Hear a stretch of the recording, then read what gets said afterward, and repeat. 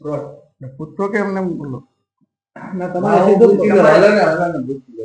એટલે હું પેલી ગઈકાલે જે કુટુંબાના પીએસઆઈ ઉપર હુમલો કરવામાં આવ્યો છે એ બાબતને લઈને શું પોલીસે કાર્યવાહી કરીને હુમલો શા માટે કરવામાં આવ્યો? ગઈકાલે પીએસઆઈ આરજે યાદવ એમના પોલીસ સ્ટાફ જે માણસ હતો એમના સાથે જીઆરડી જવાન સાથે સરકારી ગાડીમાં બોલેરોમાં જતા હતા ત્યારે રસ્તામાં રોજડી ગામના નાળા પાસે બોરડી રોડ ઉપર એક ઈસમ કે જે ભાવેશ રાઘુજીભાઈ સોસલા પોતાની સાથે જે ભેંસો હતી જેને માલ ઢોર કહે છે એ રસ્તા રોકી અને ત્યારે રસ્તો આખો રોકી રાખેલો હતો.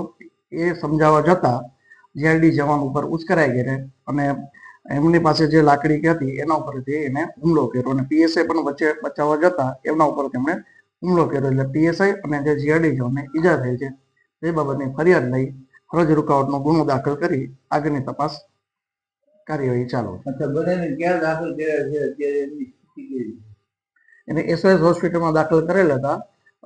બીજું સારવાર આગળની તપાસ છે એ બી ગોહિલ કરે છે. હવે એમની સારવાર સર્ટિફિકેટને લેવાના બાકી છે.